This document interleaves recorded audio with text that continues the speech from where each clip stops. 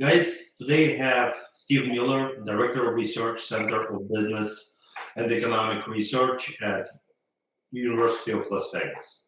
Steve, thank you for joining us today. Can you introduce yourself and say in a couple of words who you are to our audience? I started as an engineer. I graduated from Purdue with a degree in engineering sciences engineering. And I got involved in econ when I was an undergrad and went to grad school at SUNY Buffalo. I spent 31 years in my first job at UConn on the East Coast in Connecticut. That's the University of Connecticut. And I retired from there after 31 years and came to Las Vegas. I've now been here 21 years. Who would have thought that I'd do that? It's still going. What's your view on state of U.S. economy today? Well, let me just start by saying that one of the factors that people are concerned about now is inflation.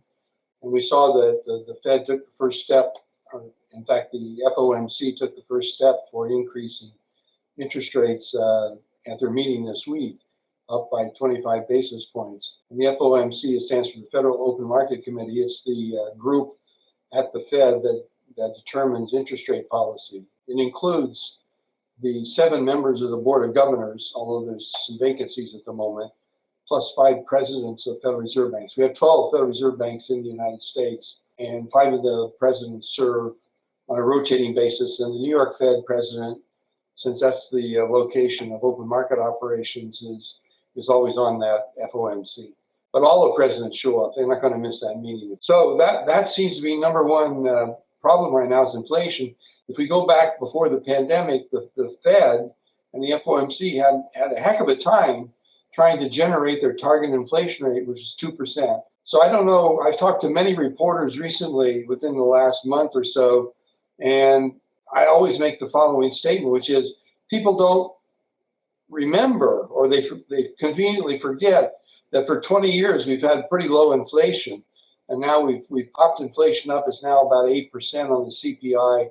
And you choose your different measures of inflation, you have different rates. But I was just checking now, in 1980, the CPI inflation rate was 14.5%. What you're saying is Fed is on top of it. Yes, we have inflation, but it's not as dramatic as it used to be in the 80s. And there are still people around that still remember 80s. Yeah, but everybody's younger. See, they didn't live through that. And this is their first shock of inflation for many people. And if you go to the gas pump and you see what happened to the price, you say, oh my God. Or if you go to the grocery store and you look at the price of meat, you say, oh my goodness, what's going on here? Who's in control of this? Well, the markets are in control of it to a large extent.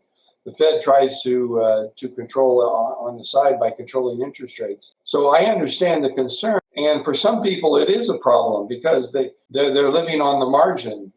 Economics is about looking at margins. And there are people living on the margin that don't have a lot of income. An increase in the price of gasoline when they have to drive their car to get to work, to earn the money to buy the food, and the food prices go up. You know, some people are in pretty dire straits. How would you recommend for people that have a little bit of savings? What do they do to protect their money at the times of the inflations? What would be your recommendation? If you look at the savings rate, personal savings rate, that's the household sector in the United States. So this is the average across all households. The savings rate between 1959 and February of 2020, it averaged about 8%. So that's a long time frame up till the peak just before the pandemic hit. When the pandemic hit through so March of 2020 through March of 2021, just 13 months, the savings rate was 18%. So people are not stupid. They saw that this is a big event. This is something we haven't seen before. People were thrown out of work, and employment fell dramatically here in Las Vegas. We lost like 240,000 jobs in 2 months. I mean, that's dramatic change, and people are observing that.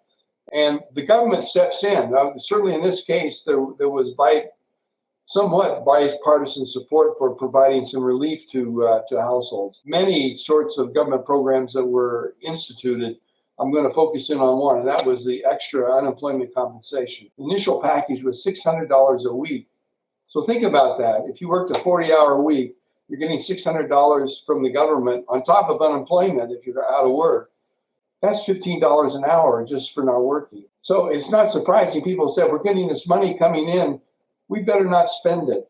We better save some, but we may need it because this looks like it could be a long-term event. The supply chain was seriously affected by all the events that were going on in a 4 or 5 month period. I mean, looking back with 2020 hindsight, but did I know this ahead of time? Well, I don't know if I was smart enough, but looking back, I can see that pandemic event caused the supply chain problems. And it also gave people who were out of work, laid off or on furlough, with the government money coming in, they said to themselves, hey, I don't need to take the first job that comes along. Let me think about my career. Do I want to go back to work in the casino? Maybe not. Maybe I want to work somewhere else. So out here, Amazon or the warehousing out here, there's a structural shift in the labor market that is underway, still going on, but it was underway. And that's why people were having difficulty, employers were having difficulty finding workers. Now you said, what should people do to protect themselves? So the first thing that comes to mind is don't make a big decision. So try to economize on your food spending. So probably don't eat out as much. Of course, the pandemic caused us I guess we didn't eat out. We ordered out and picked up and ate in, but we still ordered out. In order to keep the restaurants going, you put in a tip, right, for your pickup. Eat more at home. Be more selective in your food. Energy consumption. You may need to think twice about just driving around. But on the other hand, the price of crude oil went up to 125, 126. I saw this morning it was up 7. It's now just over 100. It came down by about 30 points, 25 points. And the rule of thumb that I've heard is that a $10 increase in the barrel of oil is about a 30-cent increase in a gallon of gasoline with a little bit of a lag. So if this 125 down to 100, if it goes down any more, people might expect prices to go down at the pump. Oh my God, can you believe that? Would that happen? Well, the market may dictate that will happen, but I'm not predicting that yet. It's still too early. When I was a kid, say 11 or 12, so I actually went back to 1958 January. My mother would give me a quarter on Saturday, and I would go to the movies in the morning, not in the afternoon, or it was in the morning, and they had a double feature, cowboy movies like Gene Autry or Hopalong Cassidy. You probably don't know those names. You'd see 2 movies, you'd see a newsreel, you'd see a short and a couple of cartoons. You got popcorn and a soda for a quarter. So if I tell that to any of my students today, they go, my goodness, wow. So I went back and I got the CPI from 1958 through today. I took my quarter and I look at how much would that be today in today's prices? It's $2.50, 10 times higher.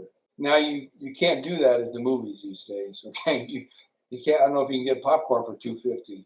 But inflation has a way of, we tend to forget. Thank you very much. Thank you for your time.